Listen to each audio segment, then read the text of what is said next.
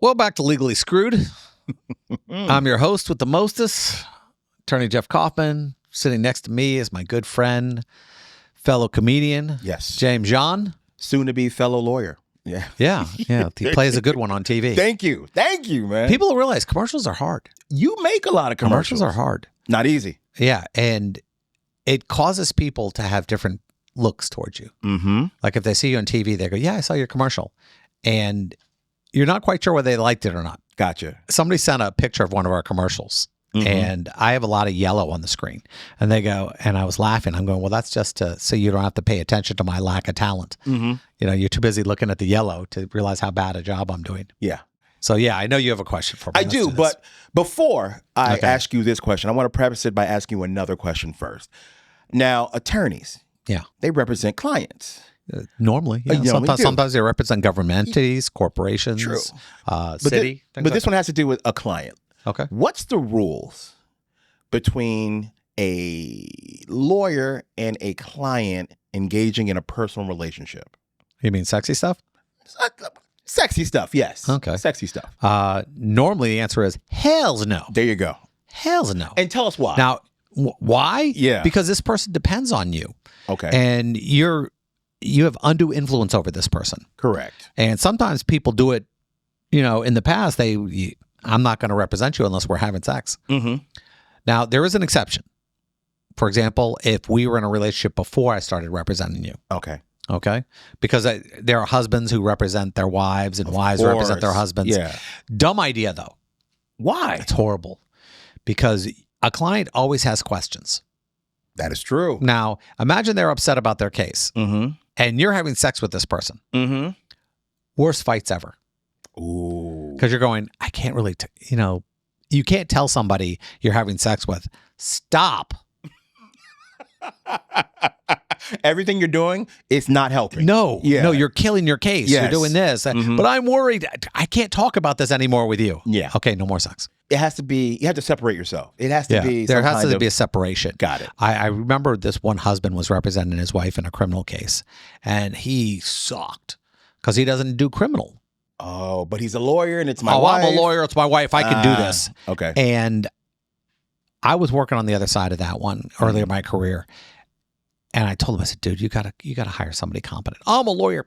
You're not this kind of lawyer. It's different. This is a different battle. Oh, you think you're better? I think I'm better at this. Yes. And she needs somebody who understands what's going on because you're going to get her some jail time. Gotcha. And she wound up hiring a regular attorney in Thank God. that field, a criminal defense attorney.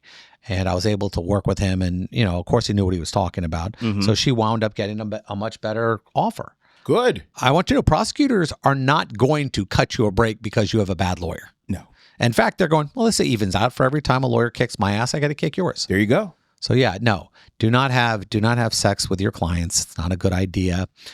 First off, you can get disbarred. Really? Oh yeah, you can lose your license. Because it could end up. It's a rule. It's an ethical rule. Do not sleep with your clients. Got There it. is, like I said, there's the exception if you had that relationship beforehand. Mhm. Don't screw around. It causes too much anxiety in your relationship, and it will affect the way you represent them. I'm sure. So don't do it. All right. So what question am I looking at? This is going to be a good one for you, man. All right. Here it is. It's coming from Texas. I don't know if that makes any difference, but it's coming from, that's right. Sorry, a little Pee Wee Herman reference. That's a little, Woo! in My- the heart of Texas. All right, here's the question. My All right. wife was given a court-appointed attorney who's been sexually harassing her, Oof. making comments about her body and saying he likes being played with. We're afraid reporting him could hurt her case, but it's likely he's doing this to others too. What should we do? Bye-bye.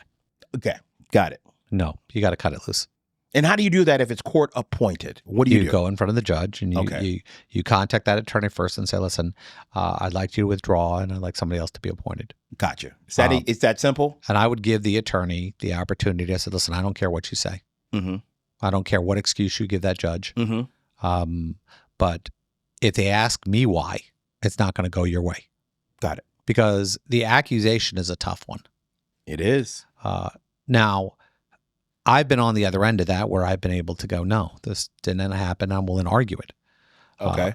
But the minute you have to start defending yourself, you've already lost. You're losing. If you're explaining, you're losing. So yes, I think you and your significant other should go to him and say, listen, we'd like to ask you to withdraw to save dignity. You say whatever you need. Here's a dumb question on my part. Why, if I'm a lawyer, would I be sexually harassing my client? Why do doctors sleep with their clients? That is true. The problem you have with overly intelligent people sometimes is they think they're smart enough to get away with bad conduct. Okay. That's why, accountants steal sometimes. Doctors can act like jerk-offs with their patients. Yeah. Attorneys think they're bigger than other people. And there have been times in my career where I thought I was untouchable. Really? Yeah. You're like, man, I know I got this. Well, when you're fighting for people all day long, you think, well, there's no difference. I'm good at what I do, so I can fight for myself too. Yeah. And then you start thinking that people shouldn't screw with you, knowing that you get screwed with every day. Nobody cares. And the way you respond to it is where things go off the rails. And I've said some things and I've done some things and I've had arguments with attorneys that I should have handled differently. And I'm aware of that now.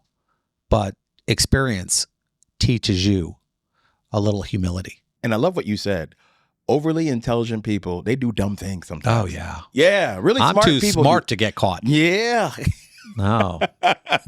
You gotta look at what's going on. You can use the law. But in the end, you're responsible for your actions. You sure are. Yeah. Don't flirt with your clients. Yeah. Not great. No, you really can't do that. Now, I know some attorneys, like, for example, in prostitution cases.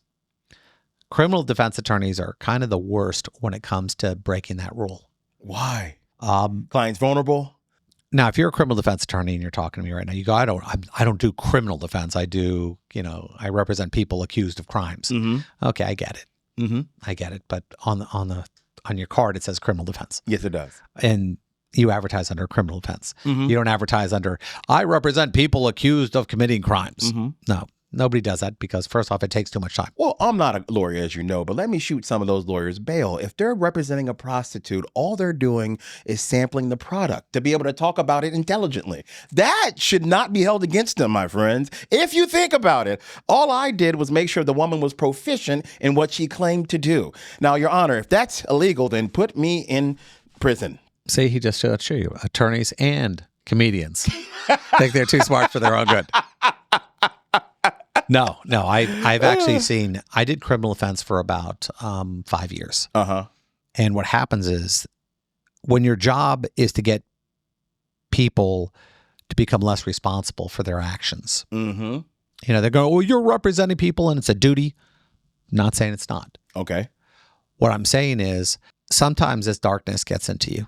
Gotcha. If you're around it all the time. Yeah. And your job is to walk people who did bad stuff. And when there are attorneys out there who are going to say to me, that's ridiculous, Jeff. You don't know what you're talking about. I said, I've been practicing law for 20 years. Yeah. I've seen what some criminal defense attorneys go through, the changes in who they are, how representing people all day long in this capacity, what it does to you. Yes. And my last criminal defense case, I remember it leaving, and there was like this cloud that lifted off of me. Really? Yeah, I didn't realize how it was affecting me. Yeah. And I know people who practice their whole life in criminal, and some people can compartmentalize it. Like as soon as they leave the courthouse, I'm done with that case for today. But a lot of people have been doing it for a long long years. And now here, if you do criminal defense, you go, this never affected me.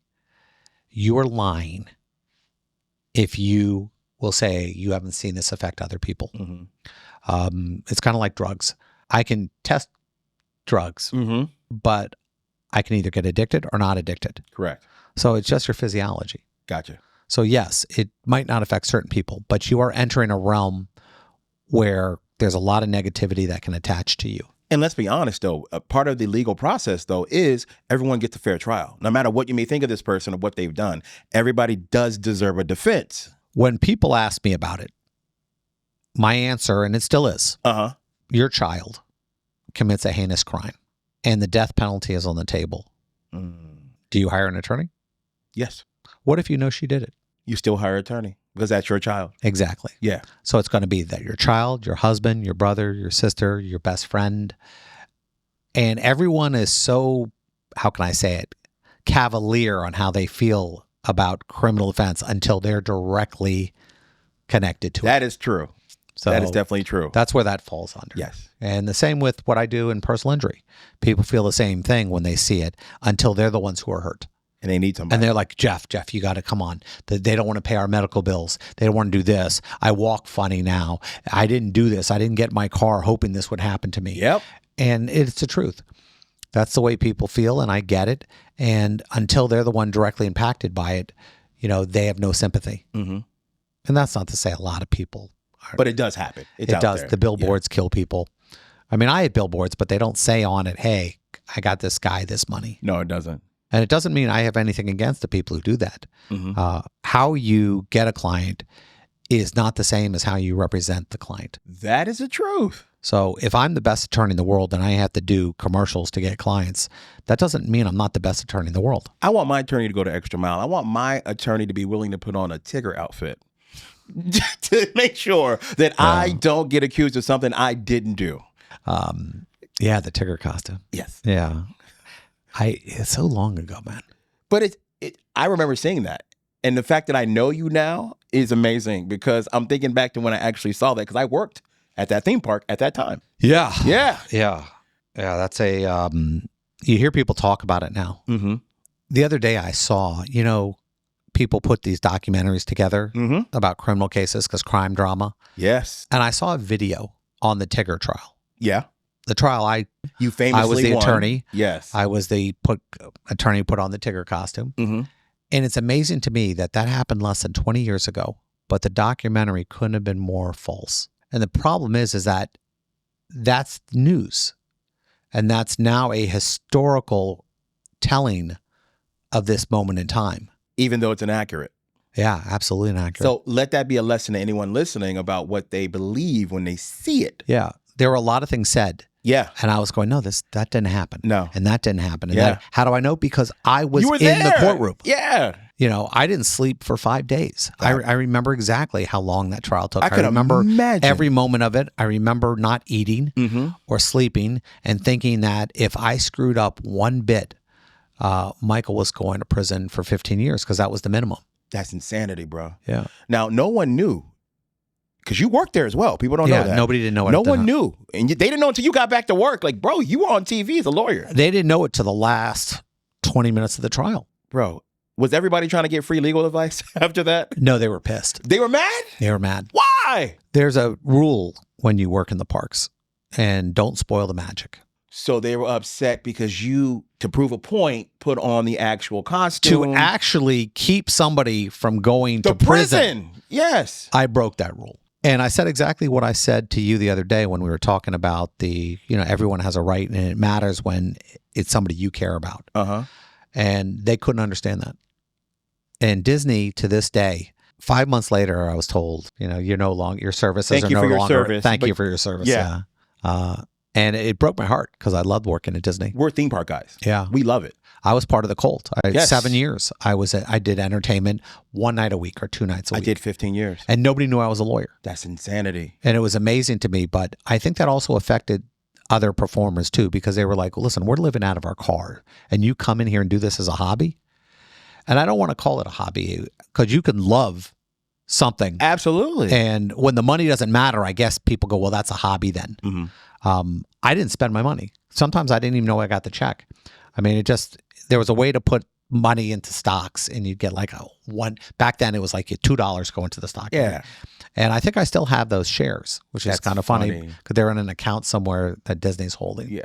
But I love Disney. I loved the cult. I loved everything about it. So did I. The thousands of hours that I've spent with my son Jacob there.